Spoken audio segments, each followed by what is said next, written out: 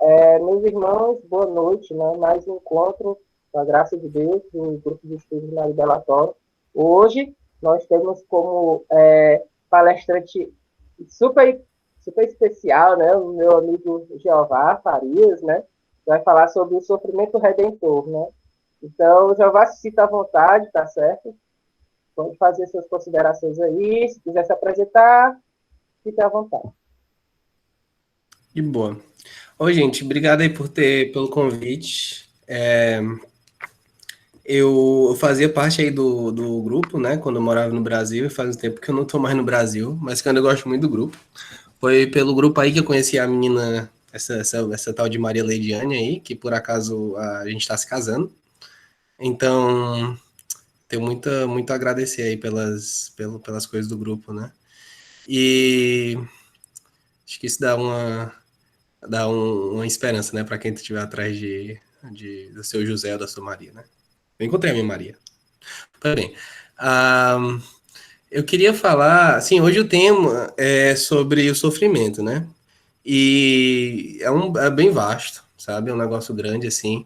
E com certeza eu não vou conseguir cobrir tudo o que eu até gostaria de falar, mas eu acho que dá pelo menos para incitar uma certa discussão, que eu acho que, de certa forma, isso pode ser o mais útil, né? E tudo vai ser muito baseado nessa encíclica chamada Salvifici Doloris, do Papa João Paulo II. E, pois bem, ela começa dessa forma. Normalmente vocês sabem, né, que as encíclicas, né, o nome da encíclica é tipo tá na primeira frase da encíclica, né, tipo normalmente as primeiras palavras, né. Mas ela fala desse jeito: eu agora me alegro nos sofrimentos por vocês e no meu próprio corpo.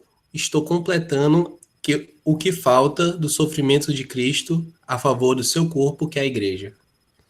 Que está em Colossenses, né? Colossenses 1:24. A ideia, né, mesmo dessa encíclica é explicar de como o sofrimento, quando unido ao sofrimento de Cristo, ou inspirado, ou de certa forma, teologicamente, metafisicamente, saindo do sofrimento de Cristo, traz a salvação, traz a redenção para a gente, mas mais que isso, nos traz alegria. Porque ele começa: agora eu me alegro nos meus sofrimentos. E que se isso não fosse um paradoxo suficiente, eu vou ler outra passagem bastante conhecida, né?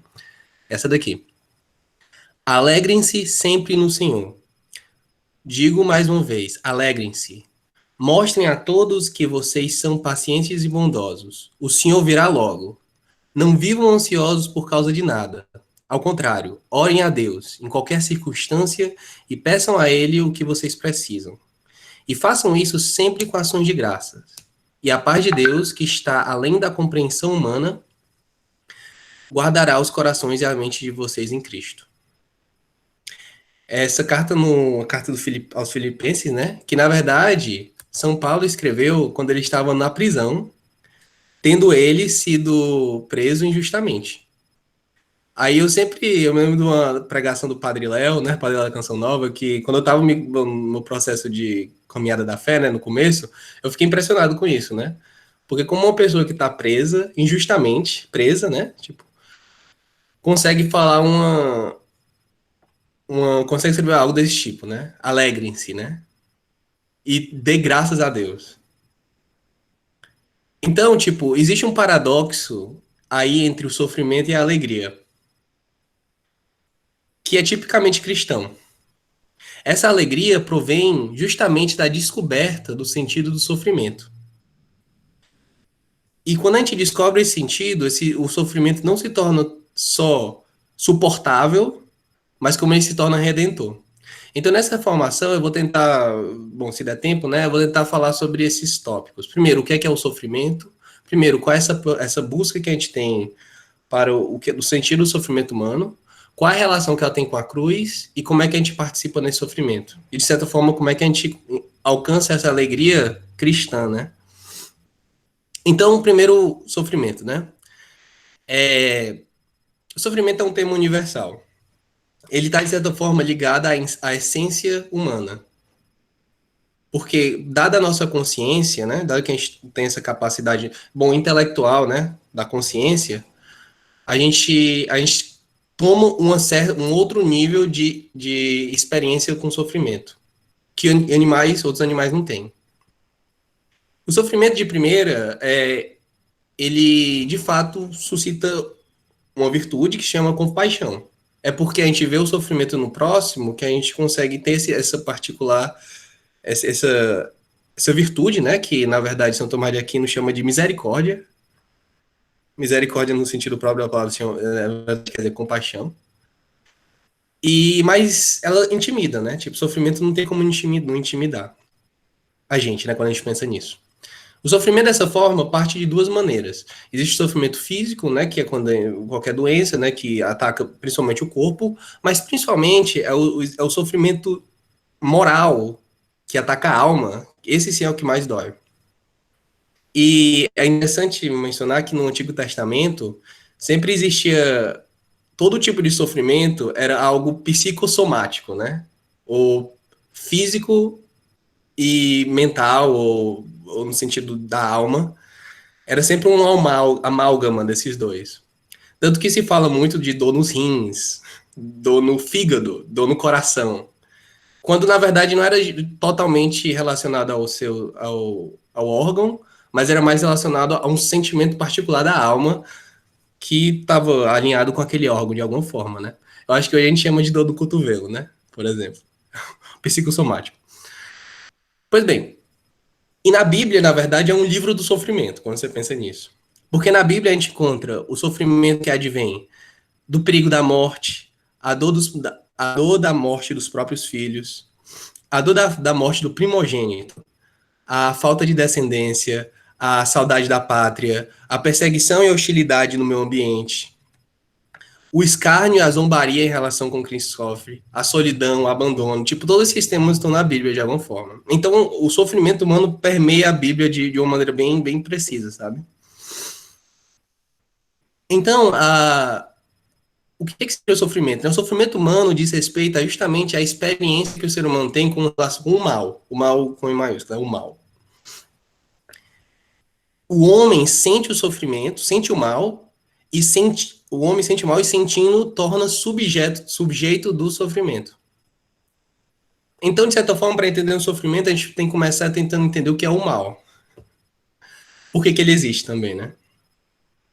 Bom, o mal é uma questão extremamente complicada, né? Assim, pro mundo, né, digamos. Mas o cristianismo, ele tem uma solução que que hoje em dia é até um pouco paradoxal. Porque, assim, tudo no cristianismo parte do fato de que Deus, a criação, a realidade é intimamente boa e professa a bondade do Criador. De certa forma, a, a realidade é boa e proclama o bem das criaturas. Isso é explícito em Gênesis, né, no primeiro capítulo, né, quando Deus olha para todas as coisas que ele criou e diz, não, isso é bom, isso é bom, isso é bom, isso é bom. Então a gente sempre tem que ter isso em mente, na verdade, né, para entender o que é ser cristão, é você ver o que a gente tem como criação, o que Deus criou, como puramente bom. Ou melhor, como intimamente bom. Pode estar defeituoso, como é o nosso caso, mas é intimamente bom.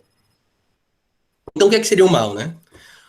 O mal, quando a gente entende no sentido cristão, a gente entende ele como privação. Bom, esse é o sentido tomista, né? Eu acho que deve ter outras variáveis aí em outras áreas, mas o mal seria uma privação. Então, eu vou só dar uma explicação bem rápida sobre isso, porque isso é muito importante, entender esse detalhe, mas não é central para o nosso discussão aqui. Eu vou aqui desenhar assim. O mal é uma privação, mas ele está sempre alinhado com algum bem maior. Então, se existe mal, e existe o mal a gente não pode se negar, existe o mal, ele está lá a favor de um bem que é maior. Então, um exemplo que normalmente dão é o seguinte: se eu pegar aqui, se eu desenhar Vocês estão vendo? Tipo, eu desenhei um círculo que é imperfeito. Bem imperfeito, né? O que é que torna ele, por ser imperfeito, eu fiz um mal? Porque ele está privado, esse círculo, quanto objeto, está privado da superfeição. Está privado do bem. Então, esse círculo eu criei algo que é, de certa forma, mal. Só que eu criei esse algo com a intenção de um bem maior.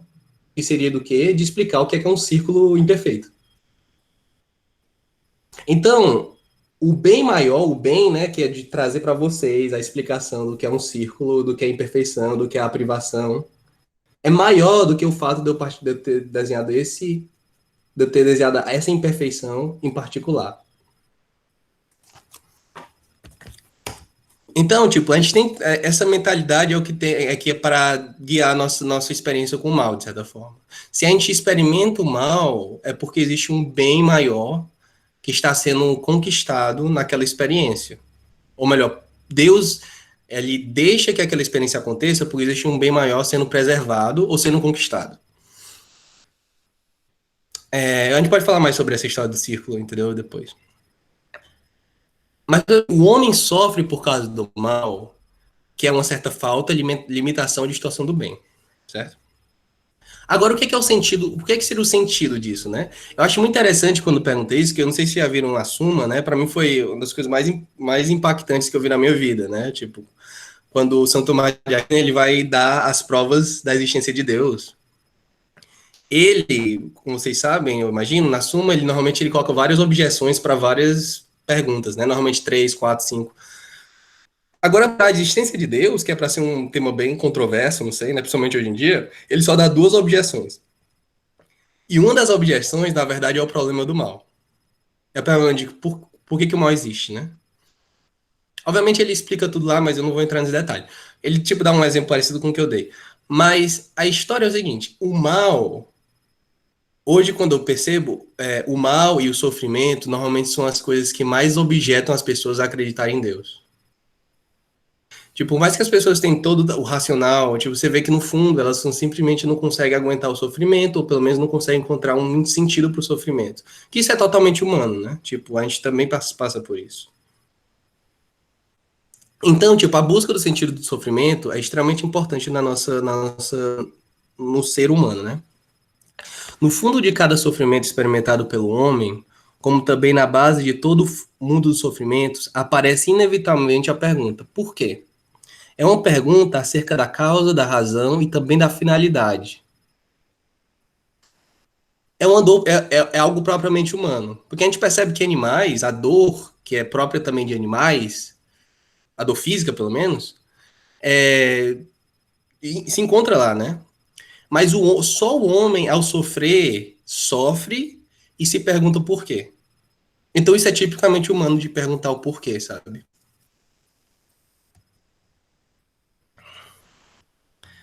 Ah, a primeira intuição que a gente tem do sentido do sofrimento é um sentido, é uma consciência moral que a gente tem para com a humanidade.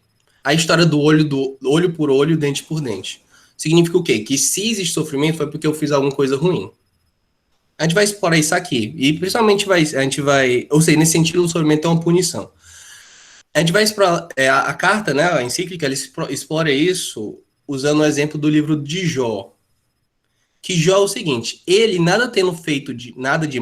Ele não tendo feito nada de mal, ele sofre, e muito. Os seus amigos estão lá, não sei para quem se lembra, né, o que está escrito lá. Os seus amigos estão lá para convencer ele da justiça moral do mal. Ele deve ter merecido aquilo de alguma forma. Então, eles estavam tentando defender a ideia de que Deus é justo, e se existe o mal é porque o cara merece, né? Só que a, só que a grande questão é que Jó, ele tem a plena consciência de não ter merecido nada disso. O seu sofrimento é o de um inocente. Ele deve ser aceito, essa é a mensagem de Jó, como um mistério, que o homem não está em condições de entender totalmente com a sua inteligência. Em Jó, nós aprendemos que não é verdade que todo sofrimento seja por consequência da culpa. ou tenha caráter de castigo. O sofrimento, nesse sentido, essa é a mensagem de Jó, tem um caráter de prova. Segundo essa dimensão, a pena tem sofrimento, tem sentido, não só porque serve para contrabalançar o mesmo mal objetivo da transgressão com outro mal, mas sobretudo porque oferece a possibilidade de reconstruir o bem no próprio sujeito que sofre. Nesse sentido, o sofrimento deve servir à conversão. Isso é uma grande mensagem do livro de Jó. Isso já traz uma luz, né? Então, quer dizer, o sofrimento, um dos sentidos do sofrimento é esse, de conversão. Mas, assim, os livros de Jó está incompleto nessa explicação. Como, de certa forma, todo o Antigo Testamento está incompleto quando não é tomado o Novo Testamento. Mas para poder perceber a verdadeira resposta ao porquê do sofrimento, devemos voltar nossa atenção para a revelação do amor divino, fonte última do sentido de tudo aquilo que existe. Isso vai ser explícito no Novo Testamento a partir da cruz, né?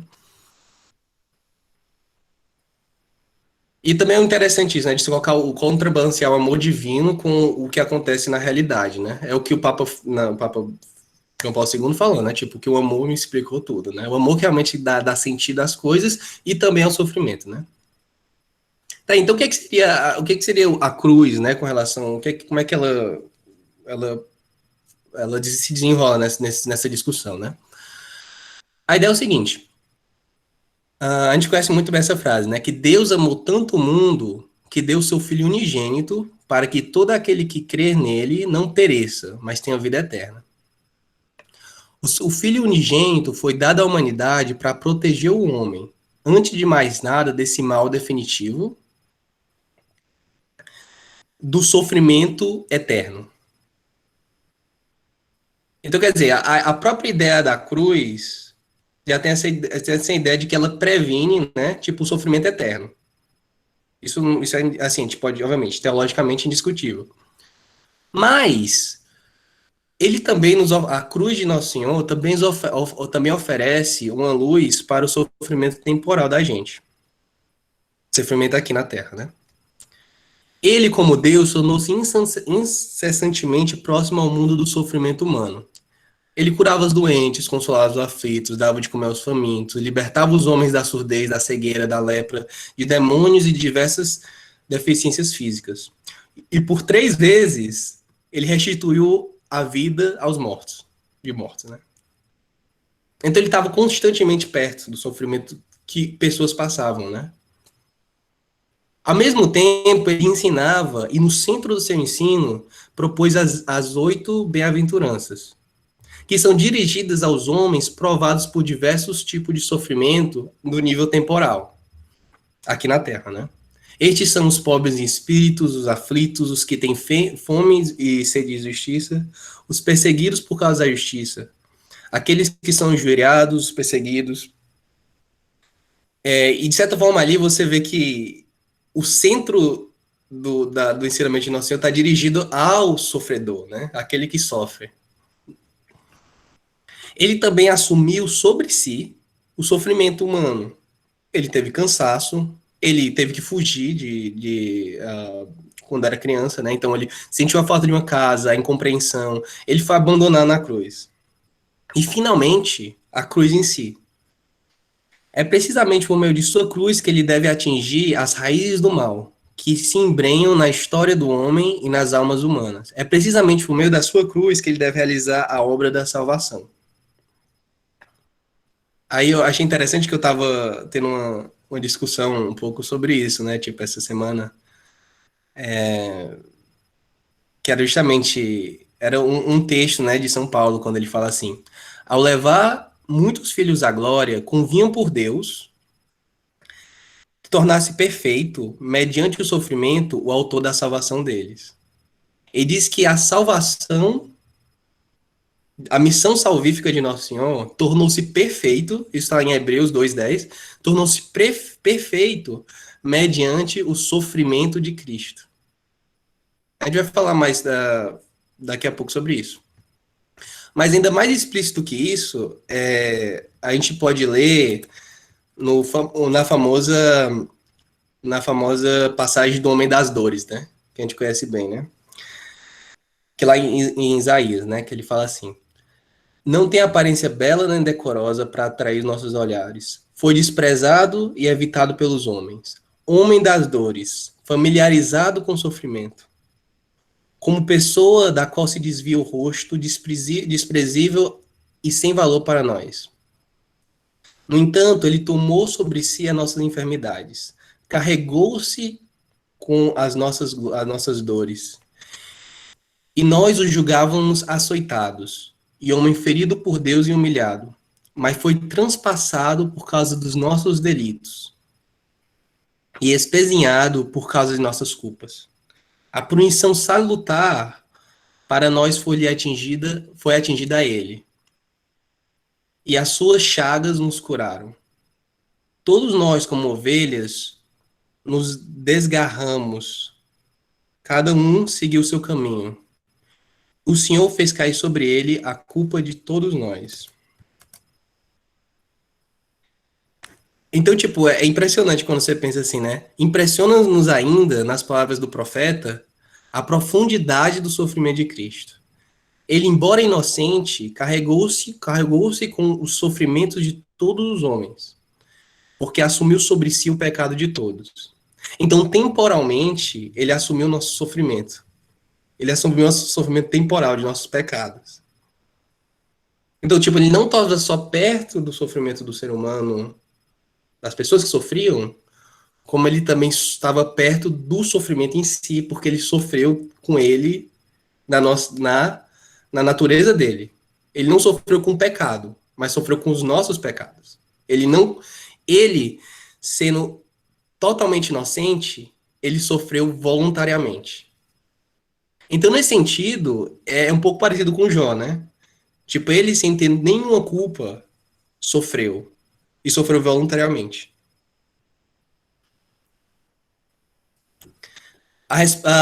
Então, a pergunta é por quê, né? Por que ele sofreu isso? A resposta emerge, pode-se dizer, da mesma maneira que constitui a pergunta. Cristo responde essa pergunta, porque sobre o sofrimento e sobre o sentido do sofrimento, não apenas no seu ensino, isto é, na Boa Nova, mas, primeiro que tudo, no próprio sofrimento, que está integrado de modo orgânico e indissolúvel aos ensinamentos da Boa Nova. E esta, por assim dizer, a última palavra, a síntese de todo o ensino. A palavra da cruz, como dirá um dia São Paulo.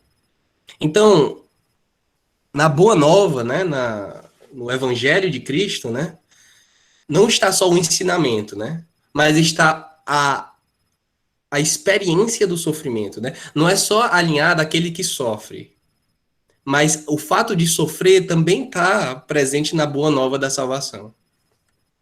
E essa é a ideia que Nosso Senhor mostra, né? Ele não só ensinou, como ele passou por isso. E essa é a grande Boa Nova, né? A gente sabe disso, né? A gente pode imaginar isso, né? Quando as últimas palavras de Nosso Senhor foram essas, né? De que, meu Deus, por que me abandonaste, né? Tipo, ali você está sentindo um dos maiores sofrimentos humanos, que é o sofrimento do abandono, da solidão. A gente pode falar sobre isso, eu tenho toda uma ideia sobre o que a solidão assim, prega, né? Na verdade, como ela é pontual no nosso sofrimento. Mas ali ele estava. Claro que a gente tem toda a história do Salmo, né? E tal, que ele está citando, Salmo 28, 27. Mas ali, quando a gente olha uma pessoa sendo crucificada e dizendo isso, né? Meu Deus, por que me abandonastes? Ali você vê alguém que sofre, né? Mas logo após isso, a próxima palavra que ele fala, e a última, né? É dizer, tudo está consumado. Então, de certa forma, a consumação da salvação humana, né? Acontece justamente no momento em que Nosso Senhor está nos maiores dos seus sofrimentos. Isso não diz algo, né, sobre o que é o sofrimento, ou o que é o sentido do sofrimento. O sofrimento humano atingiu seu vértice na paixão de Cristo, e ao mesmo tempo revestiu-se de uma dimensão completamente nova, e criou uma ordem nova. Ele foi associado ao amor de Deus e à bondade da criação. Então foi aquela redenção da cruz, né?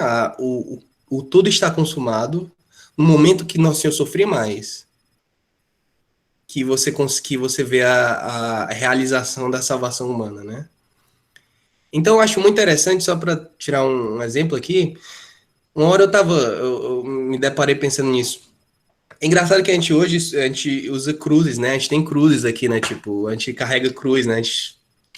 Mas a gente veste cruz, né? Tipo, a gente coloca uma cruz no pescoço, né? Agora pensa bem. Imagina você no século, sei lá, século I antes de Cristo, né? Primeiro século antes de Cristo. Quando a cruz, a crucificação, era era o pior tipo de punição que você podia dar para um ser humano. Imagina você andar com a cruz no peito. É de certa forma parecido como hoje você andar com a suástica, né?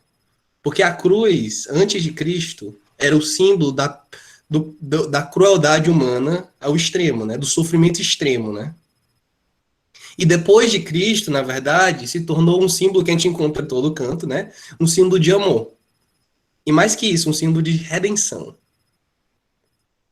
Acho que é bom até parar para pensar um pouco nisso, né? Que não faz sentido uma cruz, quando você pensa numa cruz ser uma cruz pelo que ela é, pelo que ela significa, no sentido temporal, jurídico da época, ser um símbolo de bondade e de amor. Mas de fato é hoje, né? A gente associa isso, né? A cruz é o símbolo do amor, é o símbolo da salvação. Então, agora, como é que a gente participa desse sofrimento, né? E o que é que esse sofrimento traz pra gente, né? Tipo, que ele não é o final, né? Na segunda carta aos Coríntios, São Paulo escreve: em tudo atribulados, mas não oprimidos, perplexos, mas não desesperados, perseguidos, mas não abandonados, abatidos, mas não perdidos. Por toda a parte levamos sempre no corpo o sofrimento de Jesus, para que também a vida de Jesus se manifeste em nosso corpo. De fato, enquanto vivemos, estamos continuamente entregues à morte por causa de Jesus, para que a vida de Jesus se manifeste também na nossa carne mortal. Com certeza, aquele que ressuscitou o Senhor Jesus nos ressuscitará também a nós com Jesus. Então, tipo, a eloquência da cruz, na explicação do sofrimento, é completada com a eloquência da ressurreição. Quanto a mim, suceda-se, assim, São Paulo também fala, né? Quanto a mim, jamais suceda que eu me glorifie a não ser na cruz de nosso Senhor Jesus Cristo, pela qual o mundo está crucificado para mim, como eu para o mundo. Então, tipo, agora a cruz traz esse sentido, né, de o que é no sentido salvífico, né, mas também é o sinal da glória, na verdade.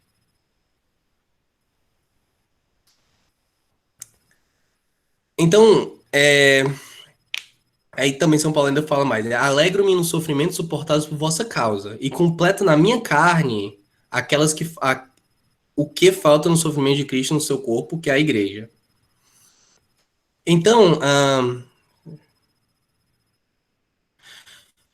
Então, tipo, ali, isso é que acho que a parte mais interessante da encíclica, né, que eu achei, foi o seguinte, o Papa, né, explica o seguinte, que existe um caráter criativo no sofrimento. O sofrimento de Cristo criou o bem da redenção do mundo. Isso é um bem que é em si mesmo inexaurível e infinito. Então, na medida em que o homem se torna participante do sofrimento de Cristo, em qualquer parte do mundo, em qualquer parte da história, tanto ele completa, ao seu modo, aquele sofrimento mediante o qual Cristo obteve a redenção do mundo. Então, quer dizer, no nosso sofrimento diário, imagina você, no nosso sofrimento, sei lá, de uma doença, um momento de desespero, de um momento não sei, de dor da tentação. A gente consegue, via o sofrimento de Cristo, operar a redenção do mundo. Então, no sofrimento, tem esse caráter redentor. Tem esse caráter que coopera com a salvação.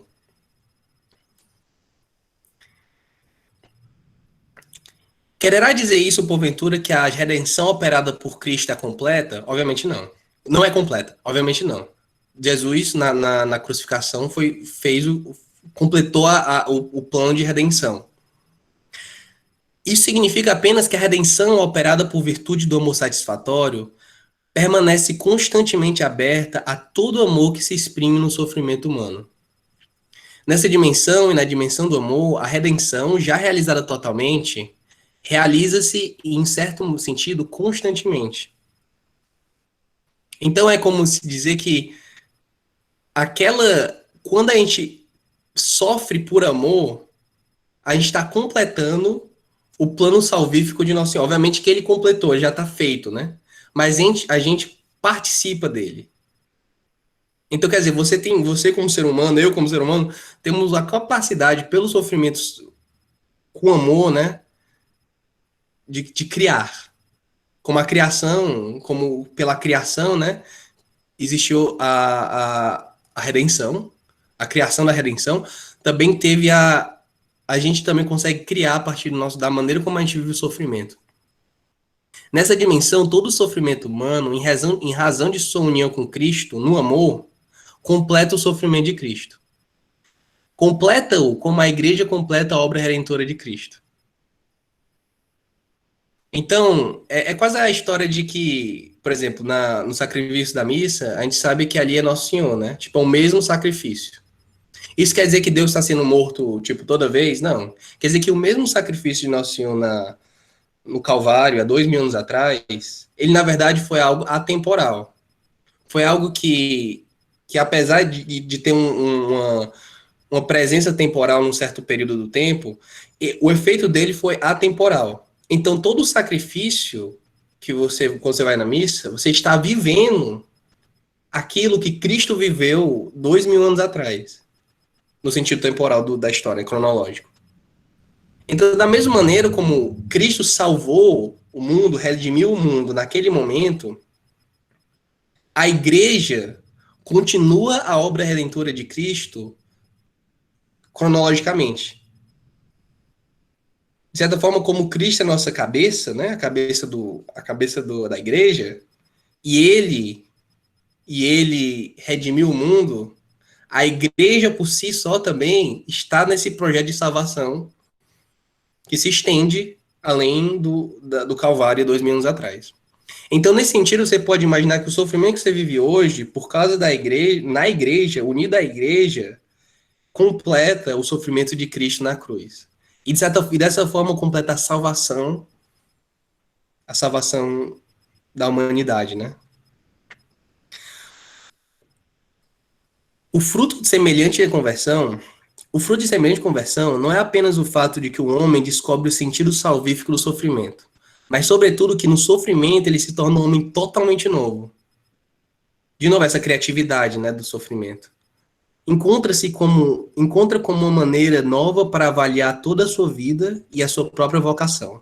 Essa descoberta constitui uma confirmação particular da grandeza espiritual que o homem supera, que no homem supera o corpo de um modo totalmente incomparável.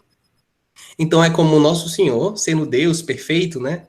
Ele conseguiu ver que ele sabia, na verdade, né, que aquele sofrimento, por pior que fosse, e como na natureza humana ele sabia que seria terrível, né? Como ele quis afastar o cálice, né? Na sua natureza humana, ele sabia também que o fruto daquele sofrimento seria algo estupidamente mais necessário e mais importante, que seria a salvação da humanidade, né? Da mesma forma do círculo aqui, né? Que eu disse. Tipo, apesar dele ver a imperfeição da dor, do mal que existe no sofrimento, ele percebeu que, indo por aquele sofrimento, o bem maior, ele sabia disso, na verdade, né? O bem maior era incomparavelmente melhor, né? Então, de certa forma, pelo sofrimento e na reflexão que o sofrimento nos dá, traz essa ideia de que, por mais que o corpo sofra, a alma sofra, quando a gente entende que esse sofrimento completa a missão salvífica de Nosso Senhor na cruz, e esse sim é o maior bem que a humanidade pode imaginar, e o maior bem que a gente pode imaginar, então o sofrimento tem toda uma nova característica. Então essa é a ideia do sofrimento salvífico. É o que Paulo chama, na verdade, né, de converter a dor em amor. E você perceber que, na verdade, não existe dor, né? Que comparado com o amor, a dor não existe. A dor que a gente percebe, né, que a gente vive, na verdade, nada mais é que é um chamado a partilhar desse sofrimento de Cristo, que é muito maior que aquela dor em si, né? E, no final das contas, ela também nos ajuda a entender as profundezas do que é o amor de Cristo, de Deus, né? E da bondade da criação. E a gente incluso, né? Tipo, que a gente faz parte da criação, né? Que a gente sofre, então, como a criação sofre, de certa forma. E esse nada mais é, essa é a minha opinião, eu acho que, na verdade, é a liberdade maior que a gente pode imaginar, né? Que a gente está intimamente, para quem entende assim, Aristóteles, né? A gente está intimamente ligado à causa final do ser humano. Então, quer dizer, a gente está com os olhares intimamente ligados a Deus, tão ligados que o sofrimento que a gente sente, a gente sabe, a gente não nega que ele existe, a gente não nega que a gente está sentindo, a gente percebe que ele não é nada dado a grande graça que virá se a gente conseguir saber viver aquele sofrimento bem com Cristo, né? Tudo isso é por graça de Deus, obviamente. Não vamos tentar fazer isso sozinho, né? Então, aqui, para terminar, eu acho que até foi mais rápido, né, que eu imaginava. Para terminar, a última coisa que eu queria dizer é a seguinte: o sofrimento é em si mesmo experimentar o mal.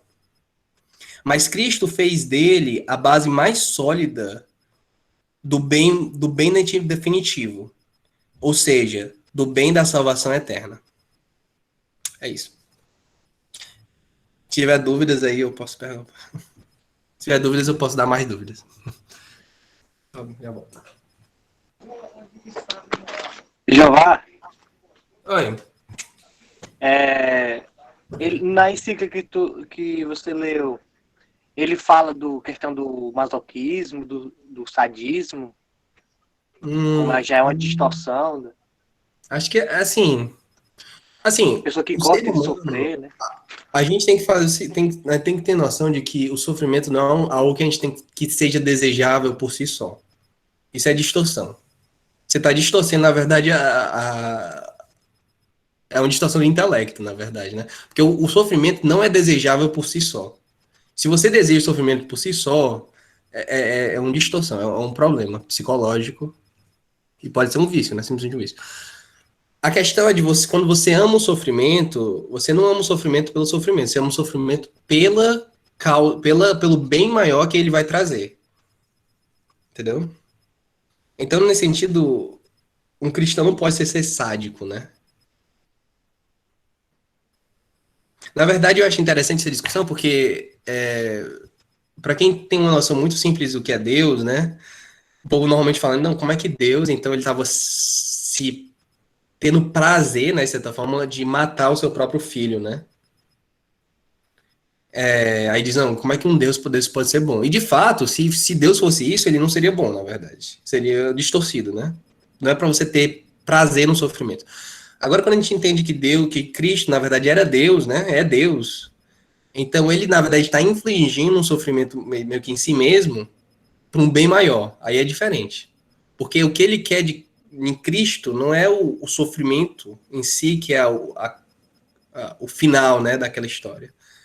É a redenção que vem do sofrimento, justamente do sofrimento que redime. Entendeu?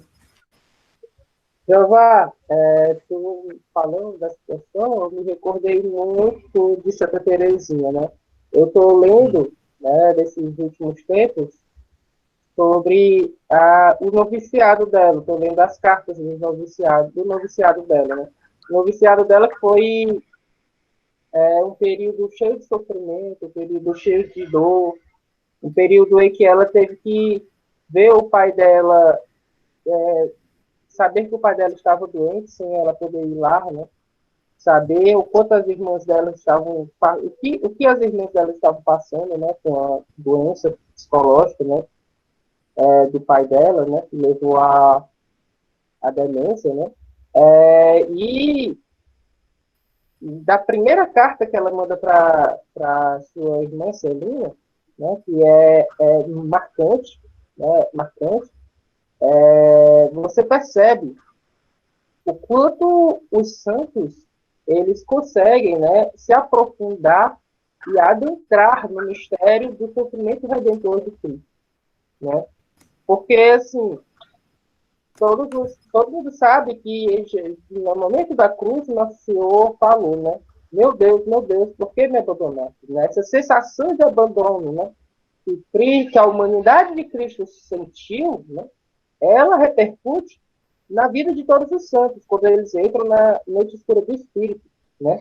E isso é algo que é redentor. É redentor tanto para o santo em si, para que ele se purifique, né, da sua pena temporal, como também para que ele se entregue em sacrifício para satisfazer, né, os pecados dos outros, né, expiar os pecados do próximo, né. Ou seja, o santo ele sofre até pagar sua pena temporal. E depois que ele se purifica, né, e entra na plenitude da perfeição, na sétima morada, ele começa a expiar os pecados dos irmãos, né, do próximo, né? Ou seja, e esse foi o sofrimento que Santa Teresinha viveu durante toda a sua vida, né? Até final, lá com a tuberculose, ela estava sofrendo, ela estava sentindo a noite escura do espírito, mas não tendo mais o que se purificar, mas purificando, expiando, né? Pelo próximo, né? Pelo amor aos irmãos que ela tinha, né? O ardor missionário, né? E tem uma parte da carta, né, de Santa Teresinha, que é a carta número 81, que me tocou de forma indescritível. Porque é como se ela estivesse falando para todos os seus filhos espirituais, aqui, para todos os seus filhos espirituais. Porque, por mais incrível que pareça, né, a sua irmã, a Celina, ela acabou sendo uma das primeiras pessoas a qual Santa Teresinha começou a ajudar, né? De forma mais como uma diretora, né? Como uma diretora espiritual, dando coragem, dando força.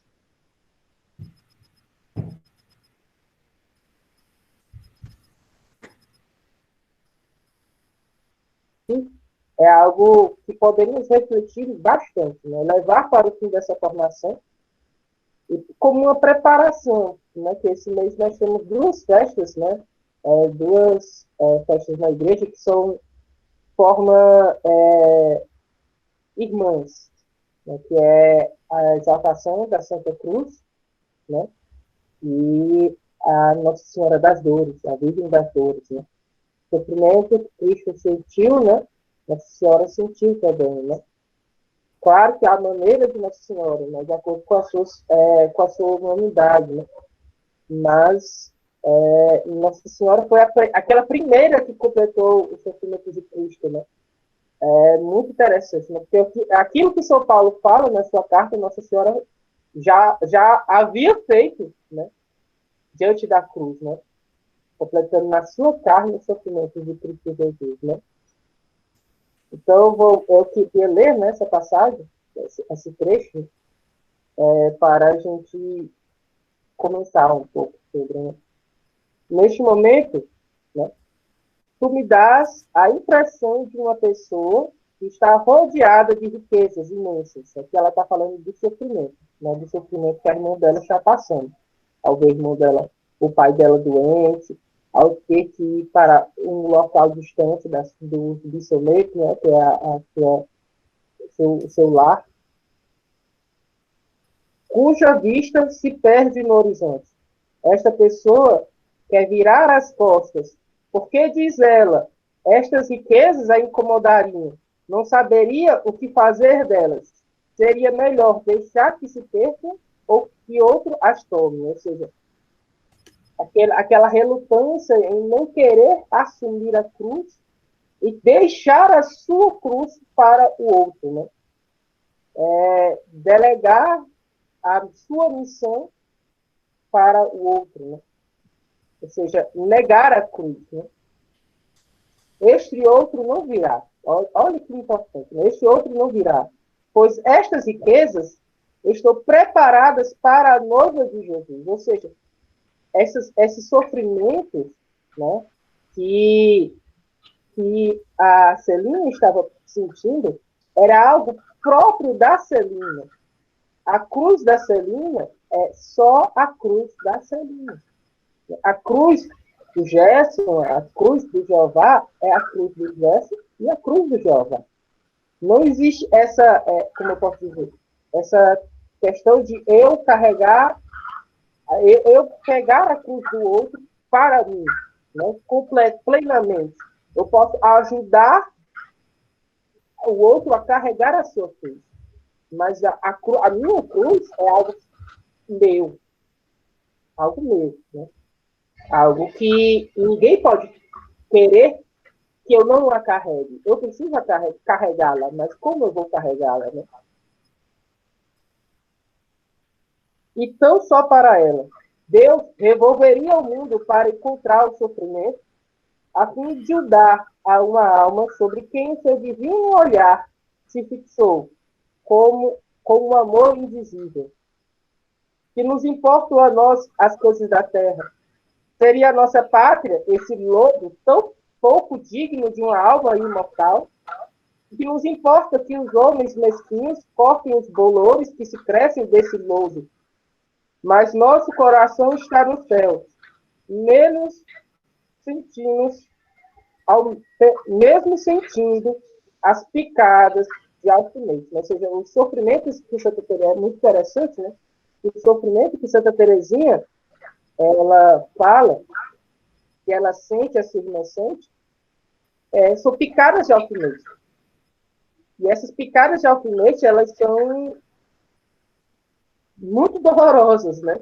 Porque é o sofrimento sem palavras, né? Você vê a pessoa que você mais ama sofrer sem poder fazer nada.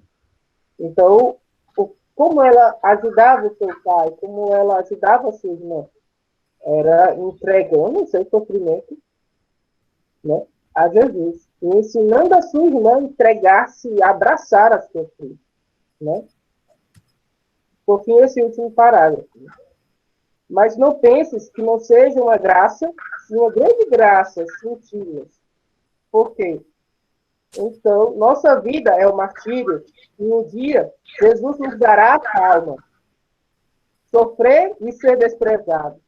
Que amargura, mas que glória. Eis aí a divisa do lírio eterno. Nenhuma outra lhe caberia melhor. Meu coração te segue na nobre tarefa que Jesus te confiou. Não és soldado, mas general. Sofrer mais e sempre. Mas tudo passa. Né? Aqui você vê, nessa última frase da carta, a influência de Santa Teresa de Jesus, né? O poema dela, né? Nada de perturbe, né? Ou seja, essa vida, né? Nessa vida, como o Jeová falou, o sofrimento é algo intrínseco do homem, né? Algo que está ligado ao homem. Assim como a solidão, né? Que é um dos aspectos do sofrimento. Então, se eu quero viver essa vida sem sofrer, eu não quero viver. Cada um tem sua cruz. Só que existem duas formas de carregá-la. Existe a forma do mau ladrão, de carregar a cruz, ser crucificado até a morte, né? E morrer amaldiçoando Jesus, ou do bom ladrão, que reconhece seus erros e, na cruz, consegue roubar o coração do próprio Deus para si. Né? Então, existem essas duas formas de responder ao sofrimento. Né? Então, eu queria adicionar algo aí, na verdade, que é uma das coisas que eu aprendi, sabe, conversando com as pessoas sobre, assim, aqui pessoalmente, né, sobre, não sei, a existência de Deus, né, tipo assim, coisas que são bem teóricas, eu diria.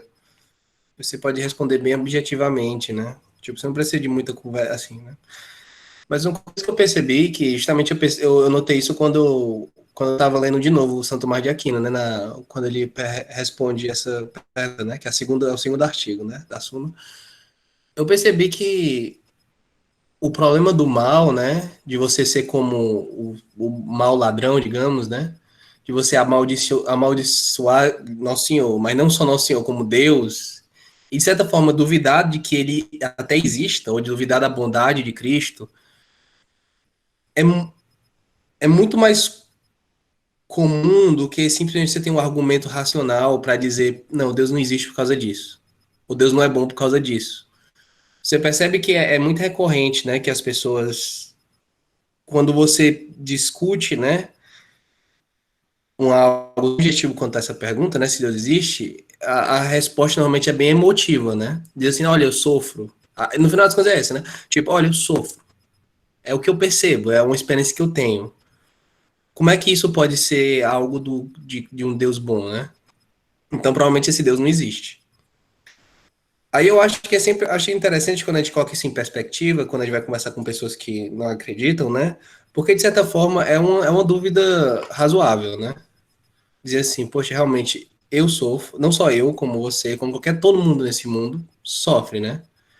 E não é óbvio que o sofrimento, que existe uma raiz boa no sofrimento, né? Ou que existe um bem maior que está sendo alcançado pelo seu sofrimento, né? Então, de certa forma, agir como o mau ladrão de certa forma, o padrão, sabe? Tipo, se você não é ajudado pela graça, é o padrão você agir como um mau ladrão. Isso é a minha opinião, eu acho. Graças a Deus, né? Graça, tipo, por isso que a gente fala graça, né? Com a graça de Deus, a gente teve contato com essa experiência redentora da cruz. Então hoje a gente pode, pelo menos, tentar agir como um bom ladrão. Ou pelo menos ver que existe uma beleza no bom ladrão. Uma racionalidade no bom ladrão. Mas para as pessoas que não tiveram, que não aceitaram essa graça, é muito mais difícil, sabe? Então, de certa forma, acho que um pouco põe em perspectiva, sabe, nossa conversa com as pessoas que não acreditam, né? Que não são cristãs. Porque, tipo, é óbvio que elas sofrem que nem a gente, né? A gente só sabe o sentido, né? Com a graça de Deus, a gente encontrou um sentido para ele, né? É isso. Jeová, eu te agradeço, né, pela formação. Deus nos ajude, né, que Deus nos conduza nesse caminho, né, neste mundo pandêmico, né, que a gente vive, no mundo pós-pandêmico que nos espera, né, e que a cruz de Cristo seja sempre a nossa alegria, a nossa salvação, a fonte do nosso amor, né, e a nossa esperança. Que nosso Senhor abençoe você, né, sua família, né, seu casamento. Deus ajude vocês a serem uma santa família, né, e a cruz seja sempre, né, o refúgio e o sentido, né, de tudo para vocês dois, né. Já vai para a Legião. Deus abençoe vocês, né, e que nós possamos rezar por eles, né, rezar pelas nossas cruzes do cotidiano, nos recordando que nós temos um Deus que não somente nos mandou carregar a cruz, mas ele veio até nós. Ele armou sua tenda entre nós, né, como diz algumas das traduções da Bíblia, do prólogo de João, para sofrer, para nos ensinar a sofrer. E ele, que é o nosso mestre, até nesse sentido, né, que ele quis nos ensinar tudo, até como bem sofrer. Que ele seja, né, nosso guia, nosso espelho, nosso consolo. E a nossa salvação. Rezemos juntos a oração que Ele, nosso divino Mestre, nos ensinou. Pai nosso que estás no céu, santificado seja o vosso nome. Venha a nós o vosso reino. Seja feita a vossa vontade, assim na terra como no céu. O pão nosso de cada dia nos dai hoje. Perdoai-nos as nossas ofensas, assim como nós perdoamos a quem nos tem ofendido. Não nos deixeis cair em tentação, mas livrai-nos do mal. Amém. Em nome do Pai, do Filho, do Espírito Santo. Amém. Nossa Senhora das Dores, rogai por nós.